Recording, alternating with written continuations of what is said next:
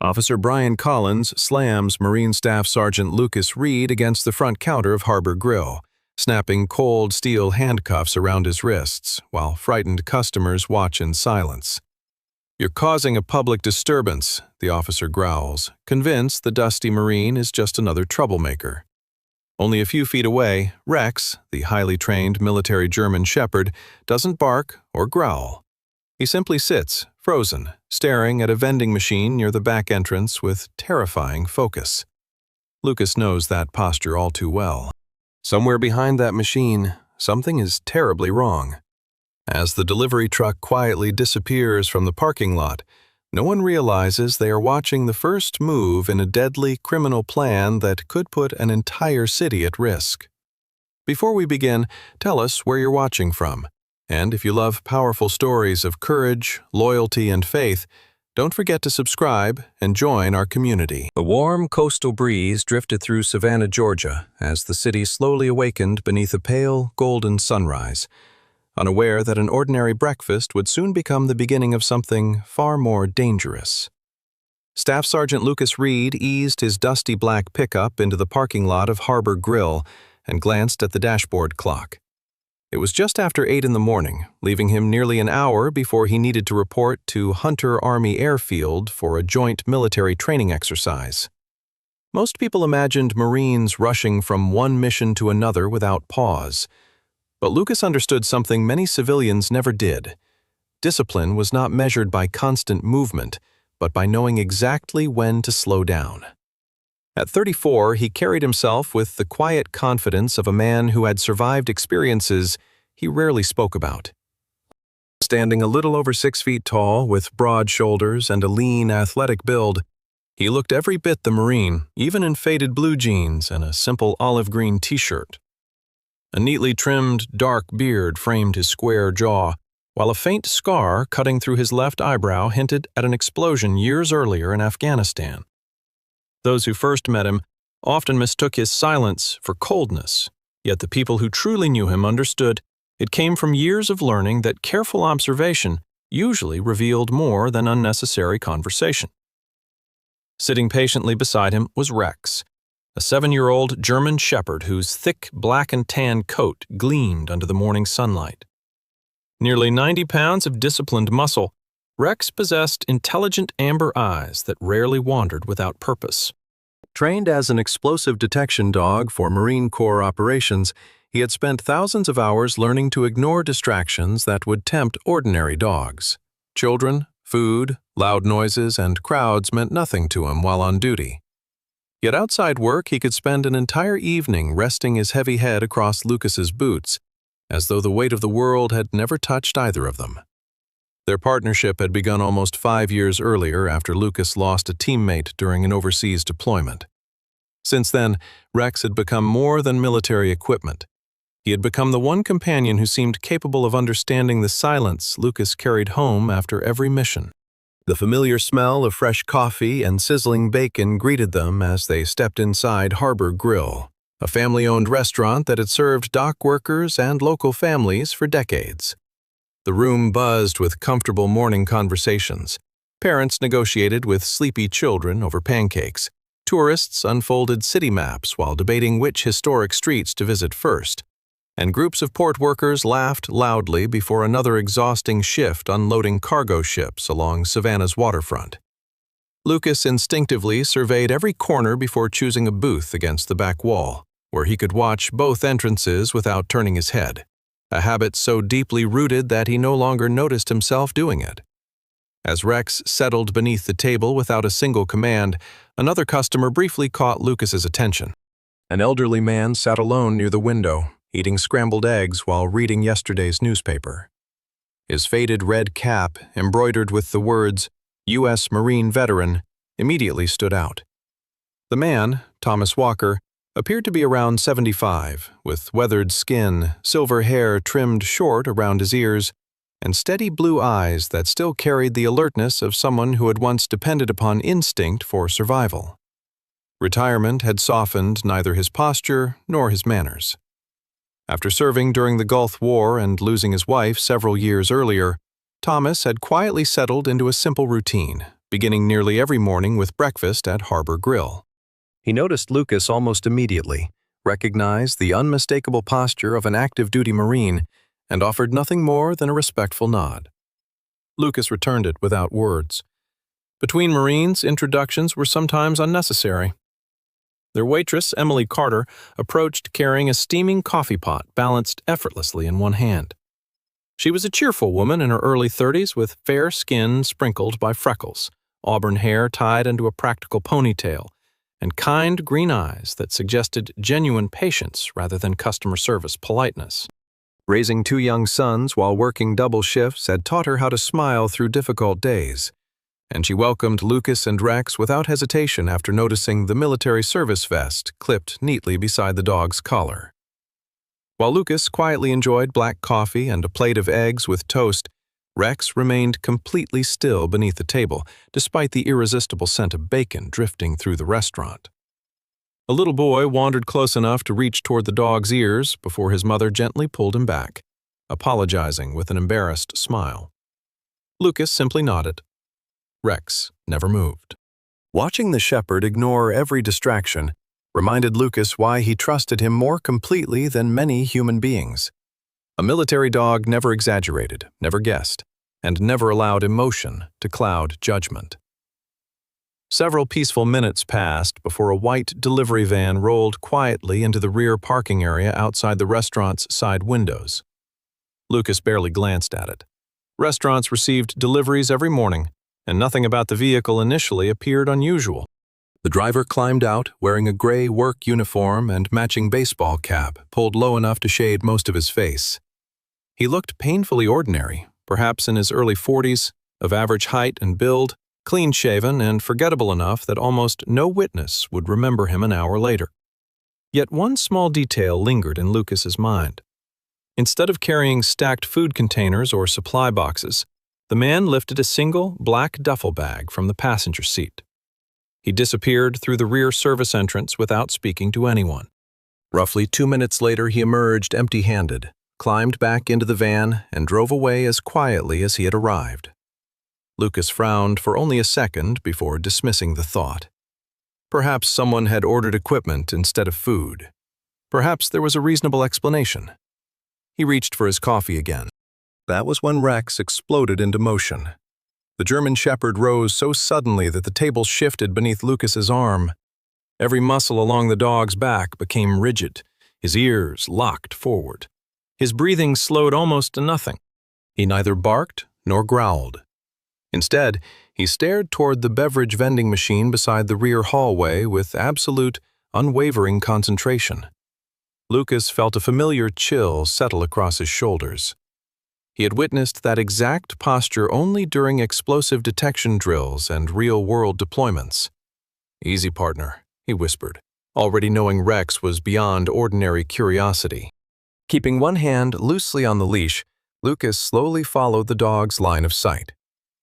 Before he had taken more than 3 steps, Harbor Grill's manager, Mark Benson, hurried toward him. 52 years old, heavy-set, and dressed in a spotless white shirt stretched tightly across his broad frame, Mark had spent years fighting to keep the family restaurant profitable after his father suffered a stroke. Financial pressure had slowly transformed an easygoing man into someone who feared anything capable of upsetting customers. Seeing a large German shepherd moving through a crowded dining room instantly raised every alarm in his mind. "Sir," Mark called, forcing a polite but nervous smile. "I'd appreciate it if you kept your dog at your table. People are starting to get uncomfortable." Lucas never raised his voice. "My dog doesn't react without a reason." "Maybe not," Mark replied, glancing uneasily toward several customers already watching them. "But this isn't the place to test that theory."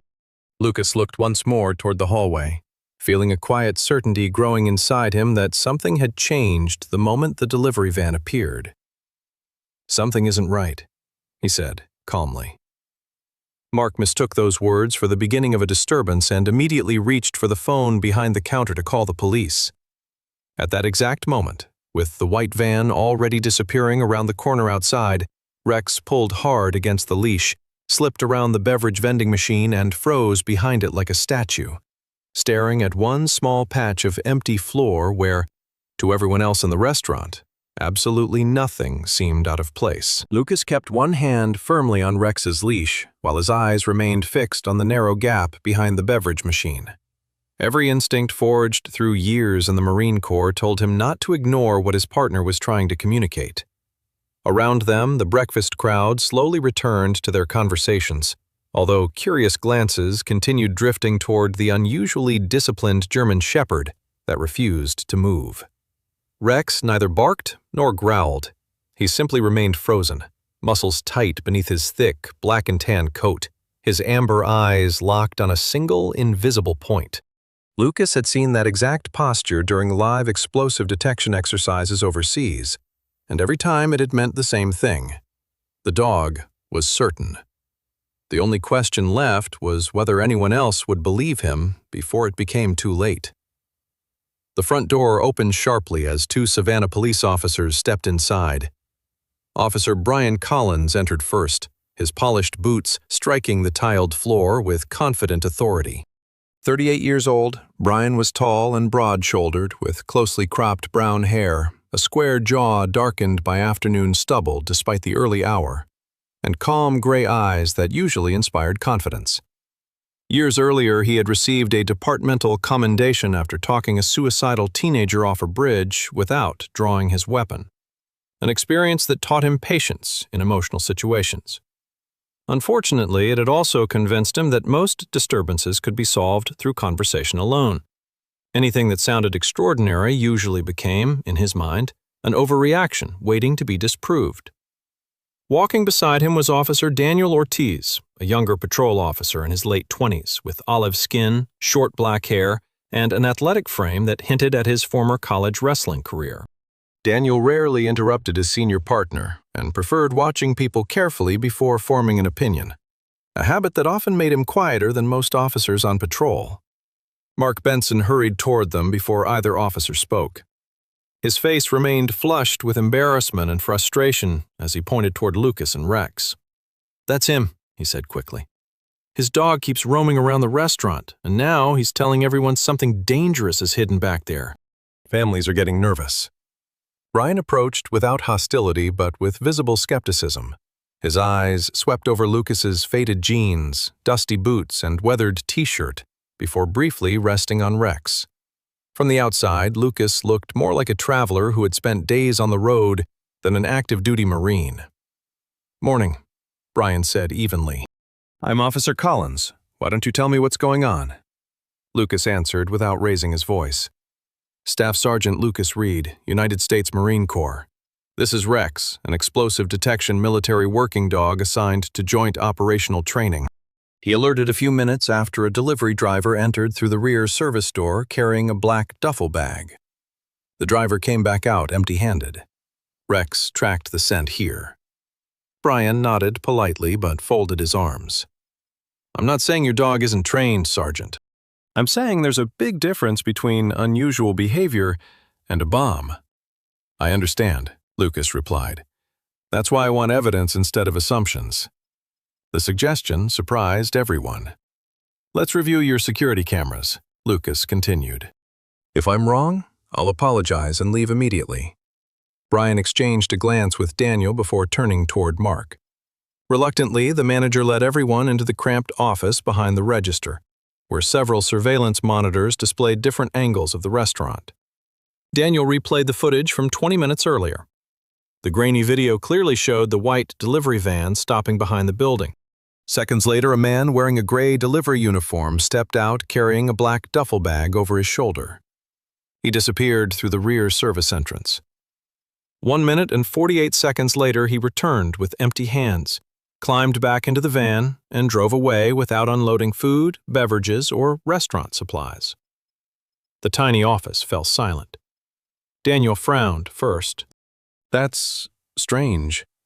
Brian leaned closer to the screen. "Strange, yes. Illegal? Not necessarily.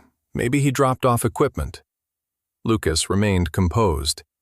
Then why wasn't the manager expecting him? Mark hesitated. "I wasn't." Brian exhaled slowly. Even so, the video doesn't prove there's an explosive.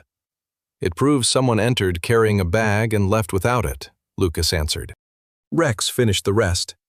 The officers followed Lucas back into the dining room. Curious customers watched from their booths as the small group approached the beverage machine near the rear hallway. Brian deliberately kept his tone calm. "Sergeant, I appreciate your concern, but until we have actual evidence, I can't shut down a restaurant because a dog reacted to something." "I'm not asking you to shut it down," Lucas replied. "I'm asking you to let him finish his job." Brian shook his head.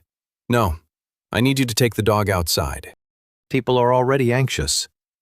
Lucas looked down at Rex. Before he could answer, the German Shepherd suddenly pulled forward with surprising force. The leash tightened.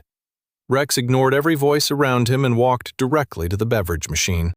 He circled once, lowered his nose, then sat with perfect precision. His back remained perfectly straight, his ears pointed forward. His breathing slowed until it was almost invisible. He stared at one exact location behind the machine without blinking. Across the restaurant, Thomas Walker quietly lowered his coffee cup. The elderly Marine veteran had spent years working beside military dogs during convoy security missions. He immediately recognized the posture. That wasn't curiosity. It wasn't aggression. It was a textbook final response from a trained explosive detection dog. Thomas slowly rose from his booth, his weathered face losing color as old memories returned. Lucas carefully knelt beside the beverage machine and aimed the flashlight from his phone through the narrow gap between the wall and the metal cabinet. His heartbeat stopped for a fraction of a second. Half hidden in the shadows sat a black duffel bag, identical in size, shape, and color to the one carried inside by the delivery driver on the surveillance footage. Lucas never took his eyes off the black duffel bag hidden behind the beverage machine. Every instinct sharpened by 12 years in the Marine Corps warned him that hesitation could cost innocent lives. He slowly rose to his feet, keeping one hand on Rex's leash while extending his other palm toward Officer Brian Collins. "Nobody touches that area," he said in a calm but unmistakably commanding voice. "Clue this restaurant, now." His words carried neither panic nor arrogance, only the certainty of someone who had repeated similar orders under far deadlier circumstances. Brian remained frozen for a moment, torn between his responsibility as a police officer and his growing fear that he might be overreacting to a military dog's behavior. His training told him not to create public panic without proof. Yet the surveillance footage, the abandoned bag, and Lucas's composure refused to fit the profile of a man inventing a story. Around them, customers sensed the sudden change in atmosphere. Conversations faded into nervous whispers while parents instinctively pulled children closer.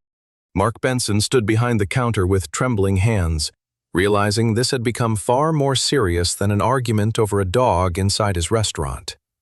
Before Brian could answer, another voice spoke with surprising authority. Thomas Walker slowly stepped forward from the dining area, his weathered face unusually pale, but his movements steady. Although 75 years had left silver hair around his temples and deep lines across his sunburned face, there was still unmistakable discipline in the way he carried himself. He stopped several feet from Rex, studying the German Shepherd with eyes that seemed to recognize something few civilians ever would. "Officer," Thomas said quietly, "I've seen that posture before." Brian glanced toward the elderly veteran with visible confusion. Thomas removed his faded Marine Corps cap and held it against his chest. "I served with Marine working dog teams in Iraq. We escorted convoys through towns filled with roadside bombs. Those dogs were trained never to bark when they found explosives. They froze exactly like this." His voice remained calm, but emotion lingered beneath every word as old memories resurfaced. "That shepherd isn't curious. He isn't frightened. He's telling his handler there's something deadly sitting right there." Brian looked back at Rex. The dog had not shifted even an inch. His breathing remained slow, his ears forward, his eyes fixed on the hidden bag with unwavering concentration. For the first time that morning, Brian felt genuine doubt replace his confidence. Without another argument, Brian reached for his shoulder radio. His voice became sharp and professional. "Dispatch, this is Officer Collins. I need immediate evacuation assistance in the county bomb squad at Harbor Grill. Possible explosive device confirmed by military working dog." Repeat, possible explosive device. The words transformed the room instantly. Fear spread across the restaurant, but Lucas immediately stepped forward before panic could. "Everyone listen to me," he called firmly. "Walk. Don't run. Leave everything behind. Follow the officers." His calmness became contagious. Families gathered their children without screaming. Dock workers guided elderly customers toward the exits. Emily quietly helped a frightened little girl who had begun crying, while Daniel Ortiz opened both front doors and directed people into the parking lot. Even Mark Benson, whose hands still shook uncontrollably, forced himself to help clear the dining room. Within minutes, Harbor Grill stood nearly empty except for Lucas, Rex, Brian, Daniel, and Thomas. Rex never abandoned his position. The distant sound of sirens soon echoed through downtown Savannah before 3 specialized emergency vehicles pulled into the parking lot. Among the responders was Captain Evelyn Brooks, commander of the Regional Bomb Squad. Evelyn was a 46-year-old former Army explosive ordnance technician whose reputation had been built over 2 decades of diffusing homemade explosives across Georgia. She stood just under 5 feet 8, with athletic posture, closely cropped blonde hair streaked by early gray, and focused blue eyes that missed very little. A faint scar along her right forearm came from an explosion early in her career, a reminder she carried without regret. Unlike many leaders, she rarely raised her voice. Years around explosives had taught her that calm minds survived longer than loud ones. After receiving a concise briefing from Brian and Lucas, she knelt several feet behind Rex and observed the dog's unwavering posture before nodding respectfully. "Beautiful discipline," she said softly. "He's giving us a textbook final response." She immediately deployed a remotely operated inspection robot instead of allowing anyone near the suspicious bag. Every second seemed painfully slow as the small, tracked robot rolled across the empty restaurant floor. Outside, dozens of evacuated customers watched from behind police tape, their faces filled with uncertainty. Lucas stood beside Thomas in complete silence, while Rex remained perfectly still, refusing to look away from the target. The robot's camera transmitted live images to Captain Brooks's monitor. After carefully manipulating the duffel bag, the mechanical arm unzipped it just enough to expose several tightly bundled wires connected to a digital timer and homemade explosive components packed inside steel pipes. Captain Brooks' expression hardened immediately. "Confirmed IED," she announced. "Active timer." The parking lot fell silent. According to the display, fewer than 6 minutes remained. Her technicians rapidly positioned a water disruptor beside the device, then retreated behind protective barriers. A sharp blast echoed through the restaurant moments later as the disruptor shattered the firing circuit without triggering the main charge. After another tense inspection, Brooks finally lowered her headset and released a slow breath. Device rendered safe. Relief swept across the crowd like a powerful wave. Emily covered her face while tears rolled down her cheeks. Mark sank onto the curb, unable to believe his restaurant still stood. Brian stared at Lucas before quietly removing his cap. "I almost ignored you," he admitted. "If I'd forced you to leave." He never finished the sentence because he already knew how it would have ended. Lucas simply looked toward Rex, knelt beside him, and gently scratched behind his ears. "Good work, partner." Yet Captain Brooks remained standing beside the dismantled device with an uneasy expression. "Something doesn't add up," she murmured. "This bomb could kill people inside this room, but the explosive yield is far too small to destroy the building." Minutes later, a black SUV carrying federal investigators arrived. Special Agent Michael Grant of the ATF, a lean man in his early 50s with sharp features, neatly trimmed gray hair, and decades of experience investigating domestic bombing plots, studied the recovered components before quietly addressing the assembled officers. "This wasn't meant to be the main attack," he said. Someone wanted every police officer, firefighter, ambulance crew, and bomb technician in Savannah responding here. He looked toward the city skyline in the distance before delivering words that silenced everyone. Ladies and gentlemen, I believe we've just been used as a diversion while something much bigger is happening somewhere else. Dark clouds drifted over Savannah Harbor as the morning sun struggled through the humid coastal haze. Less than an hour after the bomb at Harbor Grill had been rendered safe, Lucas Reed stood beside Rex behind a temporary command post erected near the abandoned restaurant. Instead of relief, an uneasy silence settled over everyone involved.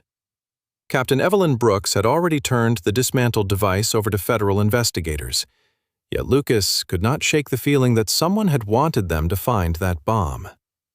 Rex, usually relaxed after completing a mission, remained unusually alert, lifting his nose every few seconds as if an unfamiliar scent still lingered somewhere beyond the parking lot.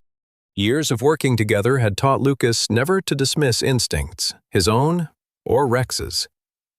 Special Agent Michael Grant from the ATF examined every recovered fragment, while the younger FBI investigator arrived carrying a rugged laptop case. Her name was Olivia Carter, a 38-year-old intelligence analyst with shoulder-length auburn hair, sharp green eyes, and an expression that rarely revealed emotion. She had spent nearly 15 years dismantling organized smuggling rings along the East Coast after losing her older brother during a federal narcotics operation that had gone catastrophically wrong. Since then, patience had become her greatest strength. Rather than chasing headlines, she preferred following patterns invisible to everyone else. Olivia greeted Lucas with a respectful nod before projecting traffic camera images across a portable monitor. The delivery van never belonged to any shipping company, she explained. Its plates were cloned, and every movement this morning was carefully planned.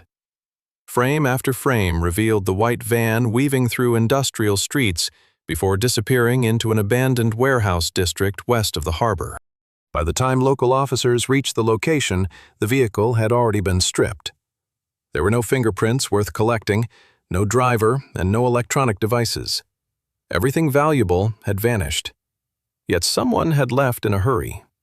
Inside the cargo compartment, investigators discovered a folded maintenance schedule for several restricted dock facilities, a disposable radio with its battery removed, and a laminated visitor badge sophisticated enough to fool casual security inspections. None of those items directly pointed toward terrorism, but together they suggested preparation by professionals rather than impulsive criminals. Lucas crouched beside the van while Rex carefully sniffed the interior. The German Shepherd's movements differed from his explosive alert posture inside Harbor Grill. This time he searched methodically, tracing invisible scent trails across the steel floor before stopping near a narrow crack beneath a storage shelf. He gently pawed once before sitting. Lucas removed a small cloth fragment caught in the metal seam. It smelled faintly of industrial lubricant mixed with seawater. Olivia immediately recognized the combination. "That lubricant is commonly used on heavy cargo cranes," she said. "Not restaurants. Not delivery trucks." Captain Brooks looked toward the harbor skyline where towering container cranes stretched above the river. Then someone wanted us looking downtown while another team moved equipment near the docks. Minutes later, a call reached the command trailer from the Georgia Port Authority. The duty supervisor reported unusual activity at Pier 9, where an outbound cargo vessel had unexpectedly requested an accelerated departure window despite incomplete customs paperwork. The request itself was legal, but highly unusual. Lucas noticed Rex suddenly lifting his head toward the distant waterfront, ears standing tall.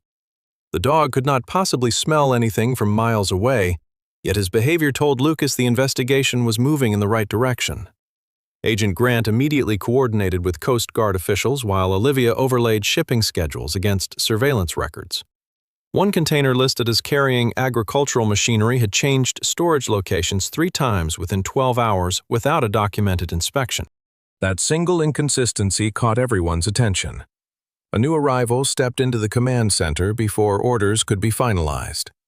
Marcus Hale, the Port Authority's senior operations coordinator, was a broad-shouldered African-American man in his early 50s, with closely cropped gray hair, weathered hands, and the measured voice of someone accustomed to solving crises without raising it. After 27 years supervising cargo movement, Marcus knew nearly every employee working Savannah's terminals. He admitted that the paperwork surrounding the suspicious shipment had bothered him since dawn, but it seemed too minor to justify delaying commercial traffic.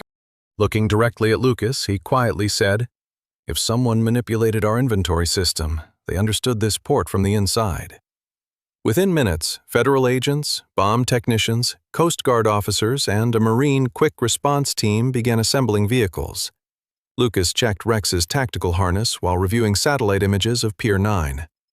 Every road leading toward the docks remained open, but morning freight traffic had already begun filling the industrial corridors. Olivia calculated travel time twice before looking up from her screen. "If that vessel casts off before we reach customs inspection," she warned, "it enters federal shipping lanes. Our options become far more limited." Marcus suddenly received another frantic radio transmission from Harbor Control. His face lost its color as he slowly lowered the microphone. "The cargo ship," he whispered, "has just requested immediate clearance." According to Harbor Control, the tugboats were already moving into position. They had less than 12 minutes before the vessel reached open water. The convoy raced through Savannah's industrial district, with flashing emergency lights cutting across rows of towering cranes and endless stacks of steel shipping containers. Lucas Reed sat in the passenger seat of an FBI SUV, his hand resting calmly on Rex's tactical harness, despite the urgency surrounding them. The German Shepherd stood steady inside the vehicle, muscles tense but controlled, amber eyes fixed on the windshield as if he understood every passing second mattered. Years of missions together had created a silent language between man and dog. Lucas no longer questioned Rex's instincts. He trusted them as completely as he trusted his own heartbeat. Ahead, Special Agent Olivia Carter coordinated roadblocks over the radio, while Captain Evelyn Brooks requested Coast Guard assistance to delay the outbound vessel. Every agency suddenly moved with remarkable unity, no longer questioning whether Lucas had been right from the beginning. When the convoy entered Pier 9, the harbor exploded into organized chaos. Cargo cranes froze in place as operators received emergency stop orders. Longshoremen abandoned forklifts, while security officers redirected trucks away from the loading lanes. Marcus Hale sprinted toward the approaching agents, breathing heavily after running nearly the length of the dock. Sweat covered his weathered face, but his voice remained composed despite the mounting pressure. "Container CX-417 is still here," he shouted. "The crane operator paused loading after our call. You've got maybe 3 minutes before the shipping company starts demanding answers." Lucas wasted no time. Rex leaped from the SUV and immediately lowered his nose toward the concrete, following invisible scent particles carried by the salty morning breeze. Hundreds of containers surrounded them, like towering steel buildings painted red, blue, and gray. Yet Rex ignored every distraction. Workers watched in complete silence as the dog moved confidently through narrow loading lanes before stopping beside a faded blue container marked with industrial equipment labels. He inhaled deeply twice, then sat perfectly still. Lucas looked toward Olivia. "That's the one." Federal agents immediately established a security perimeter while customs officers cleared nearby workers from the loading zone. Heavy hydraulic locks were cut away from the container doors. Every person nearby instinctively stepped backward as Captain Brooks carefully inspected the exterior for hidden triggers. Satisfied that no immediate explosive mechanism was present, she nodded toward the cargo team. The thick steel doors slowly creaked open. Instead of a bomb, rows of carefully stacked wooden shipping crates filled the interior from floor to ceiling. At first glance, they appeared ordinary, each stamped with documentation identifying them as replacement parts for industrial conveyor systems. Olivia frowned. "That's not what I expected." Lucas remained silent as Rex climbed into the container under command. The German Shepherd ignored several crates before stopping beside a pallet near the center. His nose lingered along one wooden box before he looked back toward Lucas. "Open that one," Lucas said quietly. A pry bar splintered the crate's lid apart. The dock fell silent. Beneath a layer of foam packaging lay military-grade communication equipment wrapped in waterproof military fabric. Another crate revealed compact surveillance drones with detachable optical systems. A third contained electronic detonators stored separately from commercial blasting caps. More crates followed. Inside them, investigators discovered encrypted field radios, precision navigation modules, weapon components legally restricted for military export, and carefully packaged explosive compounds disguised within sealed industrial canisters. Everything had been professionally concealed beneath layers of legitimate commercial cargo. Captain Brooks slowly removed her gloves, disbelief crossing her normally disciplined expression. "This isn't random smuggling," she murmured. "Someone built an entire covert logistics pipeline." Olivia immediately photographed every crate before calling federal headquarters. The value of the recovered equipment stretched into millions of dollars. More importantly, every shipment had bypassed normal inspection procedures without triggering a single customs alarm. As technicians cataloged evidence, Lucas noticed Rex wandering toward the rear corner of the container. The dog sniffed along the steel wall before scratching lightly at the floor. Investigators removed a false metal panel and uncovered a hidden compartment containing several portable hard drives wrapped inside waterproof plastic. Olivia carefully examined one device. Instead of financial records, it contained encrypted shipping schedules extending back nearly 18 months. Hundreds of container numbers, departure dates, and coded personnel identifiers filled the files. This operation had clearly existed long before today's investigation. Marcus stared at the screen in stunned silence. "Someone inside the port has been helping them for years," he whispered. The realization changed everything. FBI technicians immediately requested access to every surveillance camera covering Pier 9. Digital forensics specialist Ethan Mills arrived carrying 2 rugged computer cases almost as large as himself. Ethan was a thin, 32-year-old analyst with messy dark hair, square glasses constantly sliding down his nose, and an awkward habit of talking faster whenever solving difficult problems.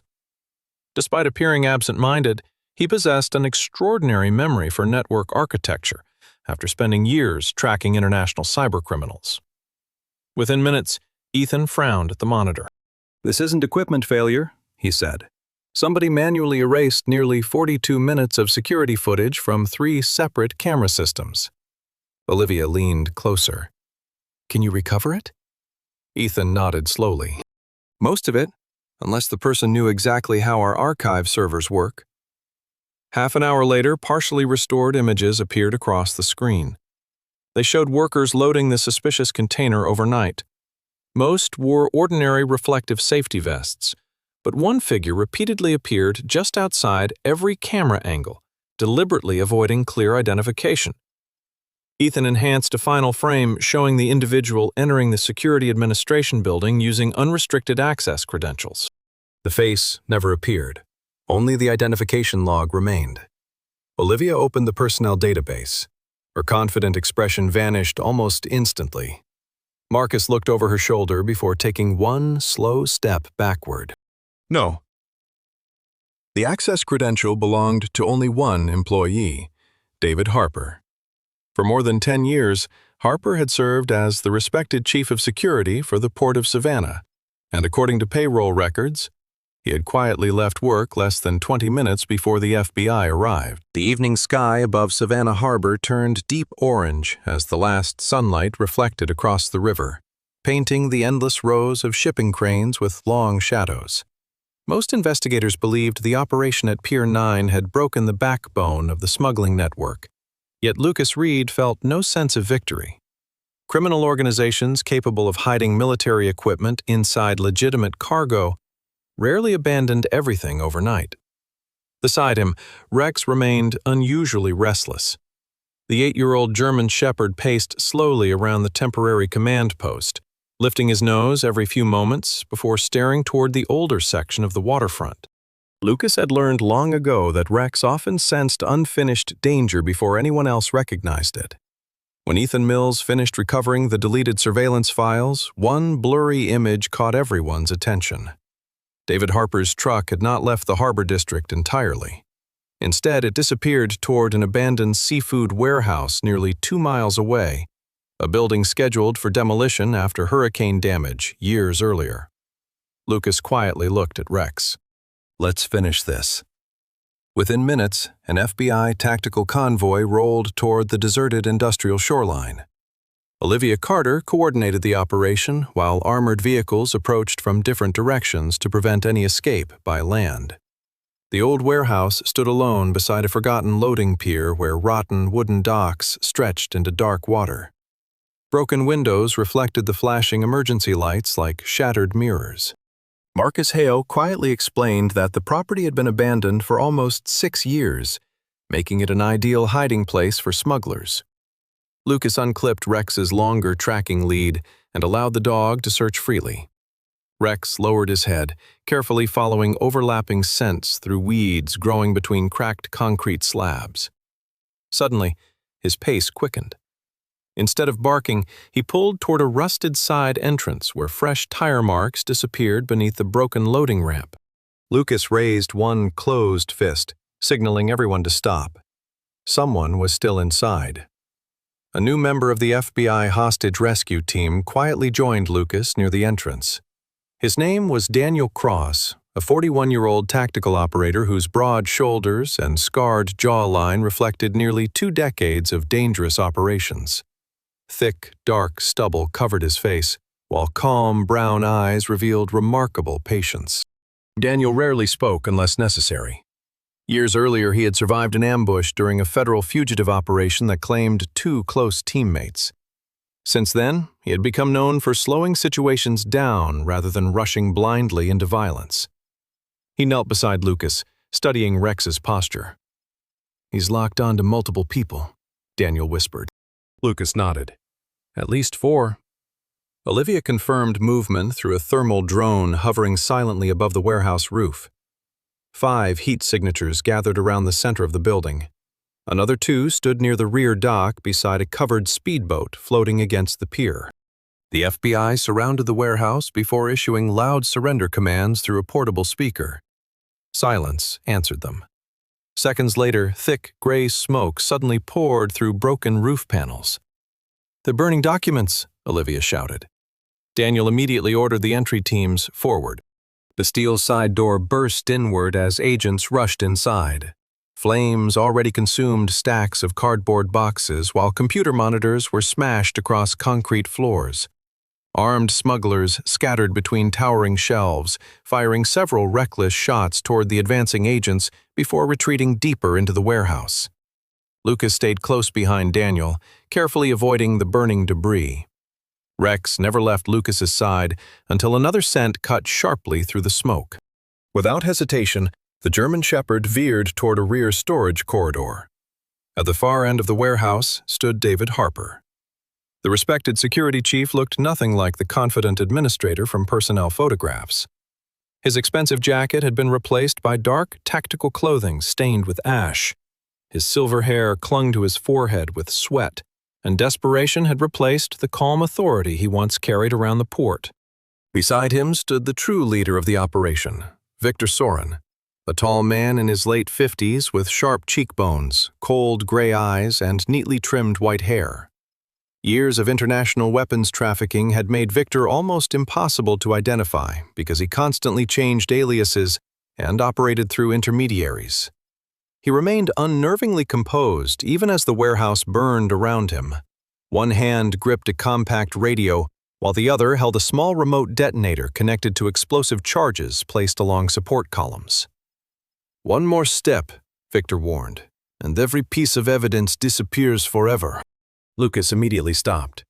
He knew rushing forward could destroy months of investigation. Daniel quietly directed the FBI teams to spread out instead of advancing together. Victor smiled slightly, believing he still controlled the situation. That tiny distraction proved enough. Rex had never focused on Victor's face. The dog had been studying the position of the man's hands from the moment they entered the corridor. The instant Victor shifted his attention toward Daniel, Lucas gave a single, short command.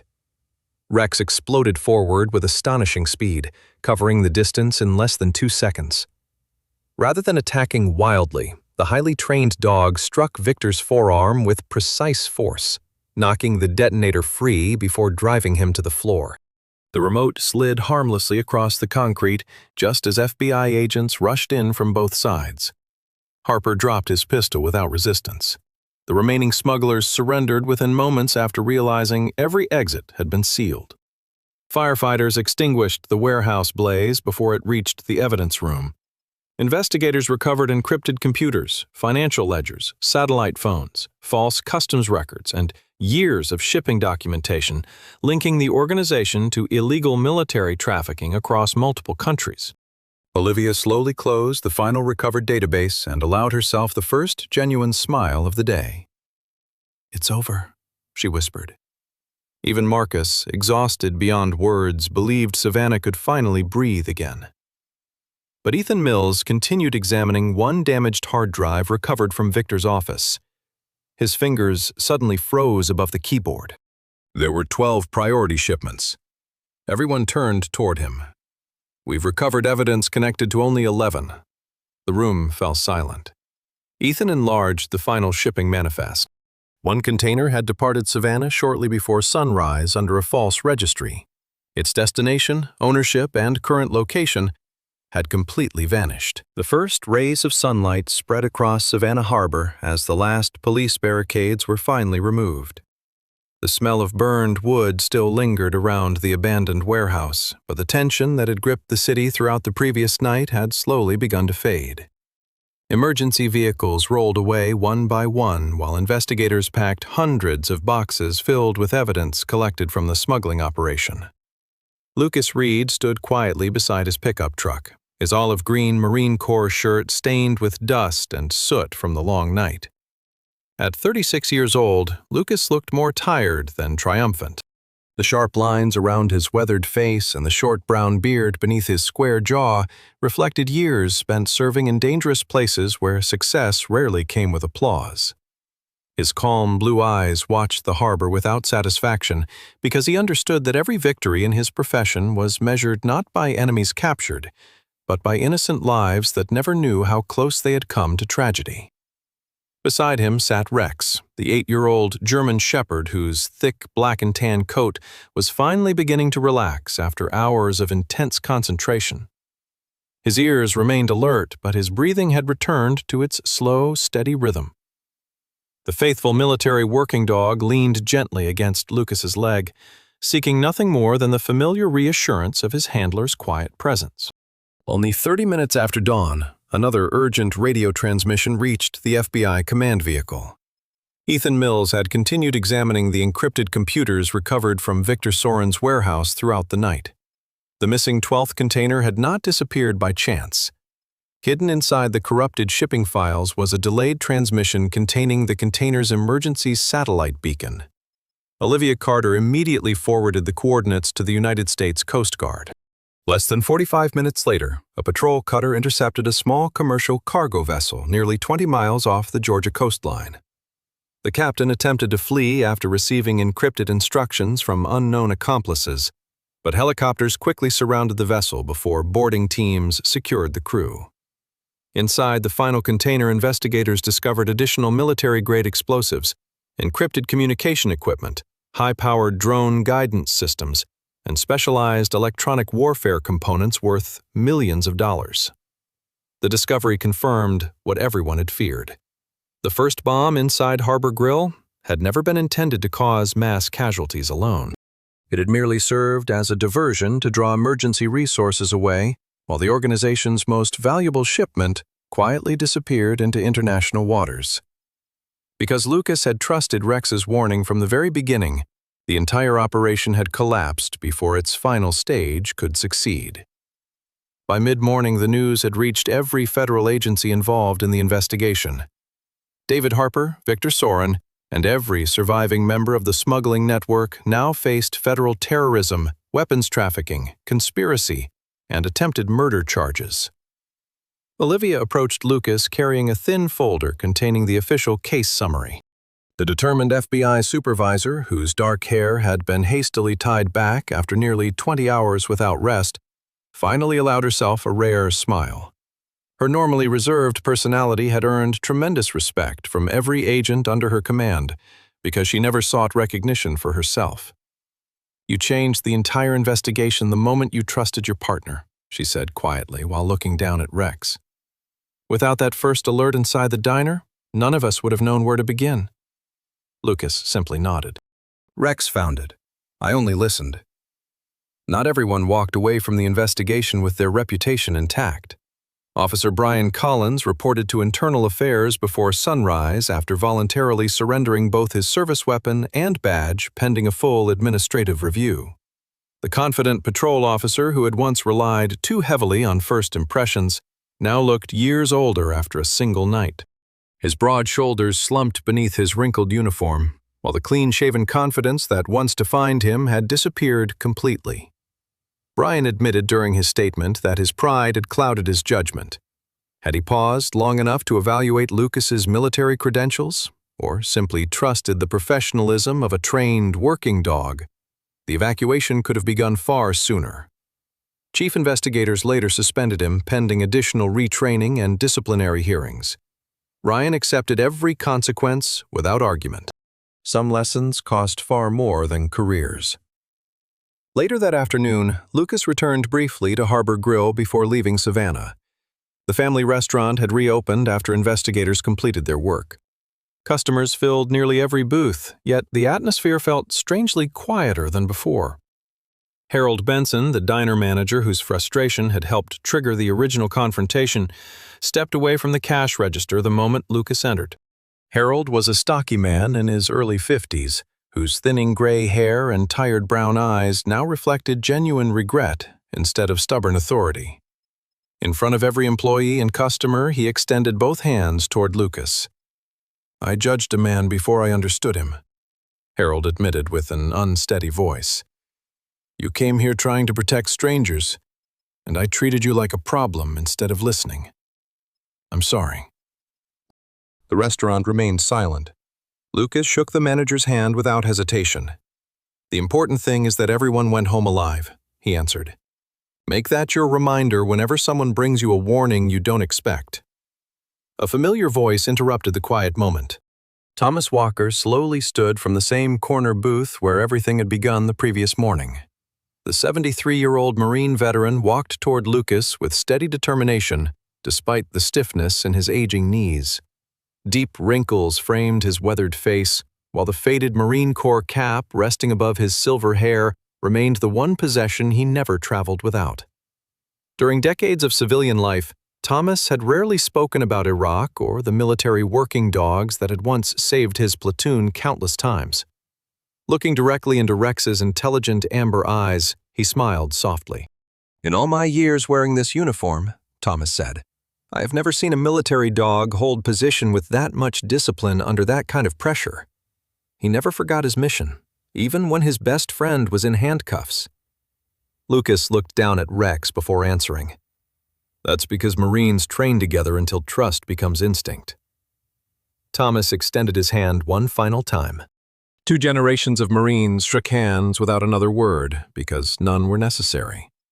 Outside, television crews waited beside satellite vans, hoping to interview the man and dog responsible for preventing one of the largest weapons smuggling operations in recent Georgia history. Reporters shouted questions while photographers raised expensive cameras. Lucas politely declined every request. He had never joined the Marine Corps to become a public figure. Instead, he walked across the street to a small neighborhood steakhouse that had just opened for lunch. The elderly waitress laughed when Lucas ordered the largest porterhouse steak on the menu. "For you?" she asked with a smile. Lucas scratched behind Rex's ears. "No," he replied. "For the hero." Minutes later, the enormous steak disappeared almost as quickly as it had arrived, earning warm laughter from everyone inside the restaurant.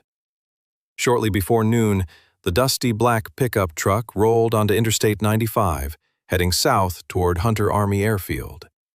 The bright Georgia sun reflected across the windshield, while Savannah slowly disappeared behind them.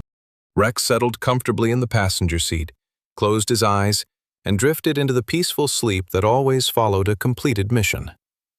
Lucas rested one hand lightly on the steering wheel and the other briefly against his partner's shoulder before focusing once again on the open highway ahead. No parade followed them. No medals waited at the end of the road. Another training exercise still began that afternoon, and another mission would eventually follow.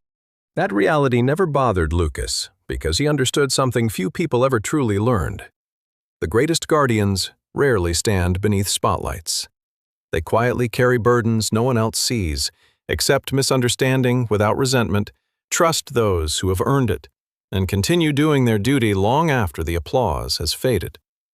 Sometimes the calm decision to believe a loyal partner is all that separates ordinary mornings from unimaginable tragedy. And because of one Marine and one faithful German shepherd, an entire city would continue living in peace without ever fully realizing how close darkness had come. Sometimes God's greatest miracles do not arrive with thunder, flashing lights, or impossible signs.